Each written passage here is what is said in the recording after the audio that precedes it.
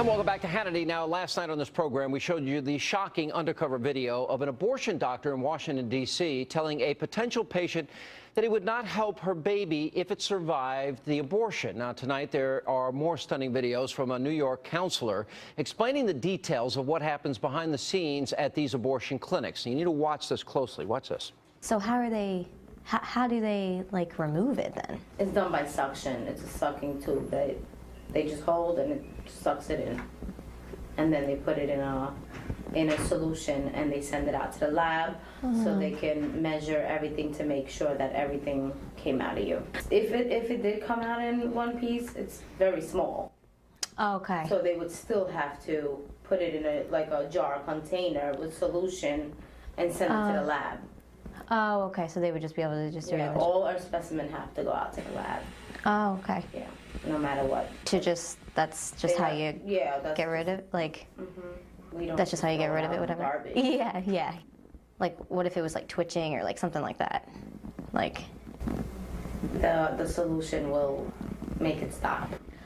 Okay. Yeah. Okay. It's not going to be moving around in the jar.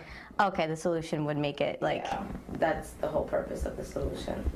Okay. So, like, if it looked like it was, like breathing or something like that? It'll automatically stop. It won't be able to. It won't be okay. And here with reaction from the group who shot the undercover video, Live Action President Lila Rose and Fox News contributor Tamara Holder. Lila, let's start at how this got set up, because, I mean, what she's basically saying there is if the baby's alive, oh, don't worry, we'll put it in a solution and kill the baby, which is murder by any definition, is it not? Because this is a late-term abortion.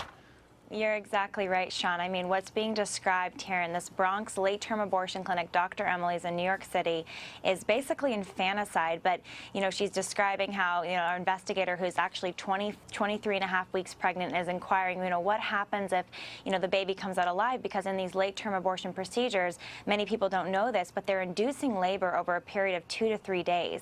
And they need to get that baby out of the woman ultimately, but they want to kill the baby first. You know, that's part of the procedure. So they're going to be either ripping that baby up in utero, they're going to be injecting poison into the baby's heart, but sometimes the babies come out alive. And in this clinic, what the counselor is graphically describing is how this little baby, if it's moving or breathing when it's born alive, would be placed in a jar of toxin, so it's then drowning to death. So, Tamara, is that or is that not, if this baby is born alive, does that not have constitutional protections to live?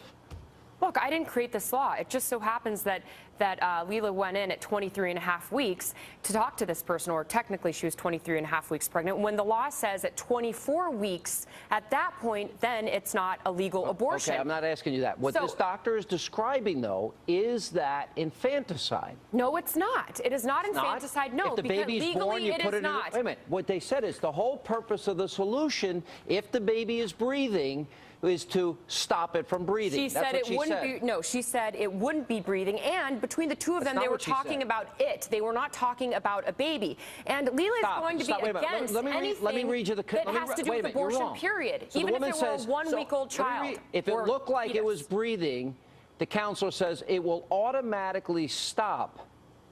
If it looked like it was breathing. Well, it's meaning if it's breathing. You're talking to somebody who's done undercover mall-type investigations that have been proven false in the past, and you're going to believe somebody who has edited videos and posted them?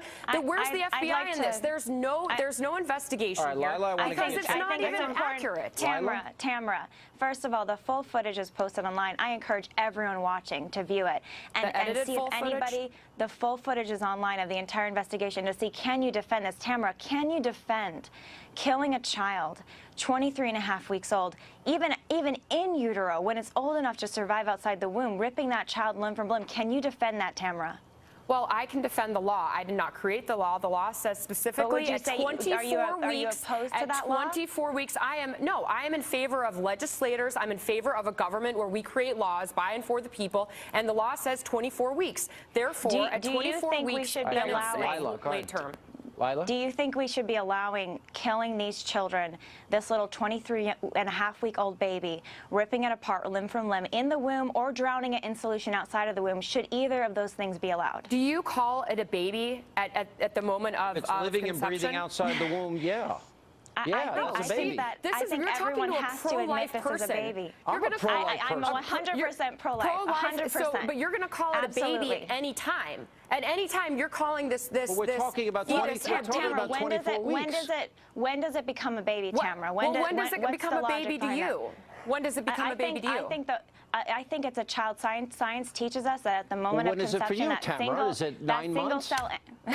The single cell embryo. The single cell embryo has complete DNA. It's an individual human being, completely unique. We got to take a break. Hang on. When we come back, we have more video, including a doctor that actually says on this undercover video that, in fact, they do nothing to help a baby that was born alive after a botched abortion. More with Tamara and Lila coming after the break. What if it like pops out like at home? Like if it comes out, yeah, then it comes out. Then Flush it. Just like flush it. Yeah, but you still have to come in. Okay. We have to make sure that everything came out, but we never had a situation like that. Because if it's like, what if it's like on the floor? Like, you know what I'm saying? Yeah. Like, what would we do with We're not it? gonna be taking care of it. That's what I'm saying. No. Like, you guys would come and like. If anything, we'll tell you to put it in a bag or something or somewhere and bring it to us. That pregnancy is removed and the termination is done with forceps and things like that inside the body. And then he removes that pregnancy tissue and parts outside of the body.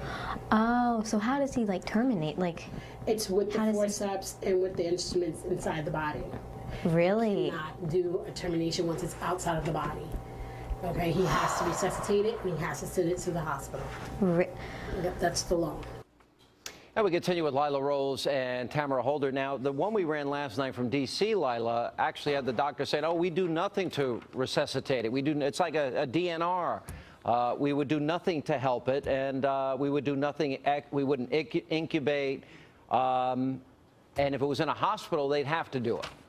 Exactly. I mean, Sean, in the D.C. video, the abortionist Santangelo is saying that legally, he says, I would be required to help it, but I would not help it. He says, I cut the umbilical cord so it basically strangles to death in utero, but if it comes out alive, well, then I would just leave it. I wouldn't help it. I would not resuscitate. And then he compares that little baby struggling for its life to a person dying, a terminally ill person dying of cancer, saying that child, shouldn't be, protected because it's meant to die anyway, so it should be left to die. And it's the same, Tamara, with the Gosnell abortion house of horrors, where they're describing these children are born, they're breathing, they're on their own, and they're being slaughtered.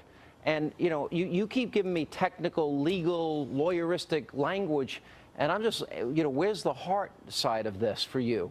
That when you hear that a baby is born and breathing on its own, that we as a society are so cold and callous and heartless that we don't do anything to help that child? No, that's not what I said. I think that Dr. Gosnell, found guilty, is a disgusting, disgusting criminal person. However, you're turning into a liberal because if there's one shooting, the liberals freak out and they want all guns banned. Now, this is the same situation. You have Gosnell, one bad guy, who now all of a sudden abortion should be banned. Gosnell, Washington, D.C., New York, all these tapes you guys right are here. Hypocrites. You're hypocrites. You get mad about one person, and then you have these undercover organizations What's wrong with that don't 60 even... Minutes has done this for years. Right. Well, then maybe Lila should get a job with 60 Minutes. No, I like what she did here. Because her investigations are shoddy and they're fake. Hang on, Lila, last word. Tamara, there are states all over the country where it's legal to abort even up to 9 months, and in D.C. it's up to 9 months. In New York, it's up to 24 weeks. Well, then go to law women, school and fight the law we instead can do of going better than this, undercover. Tamara.